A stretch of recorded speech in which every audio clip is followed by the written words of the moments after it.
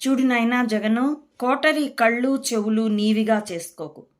అప్పుడు నీకు కనబడే ప్రపంచపు వాసనలన్నీ మారిపోతాయి. డెఫ్ అండ్ బ్లైండ్ అయిపోతావు. డమ్ కాకపోయినా వాక్కు ఉన్నా అది యథార్థాలకు దూరంగా ఉంటుంది. కోట్లాది మంది నీ మీద పెట్టుకున్న భరోసాని భంగపరచకు. ఓట్ల శాతపు లెక్కలో ఇంకో వాదనలో చెప్పుకొని ట్యాంపరింగ్ కాదు అని అనుకొని ఆత్మవంచన చేసుకోకు. ఒకవేళ ఇలాగే చేస్తే 2029 అయినా 2027 అయినా మళ్ళీ 2024 రిపీట్ అవుతుంది.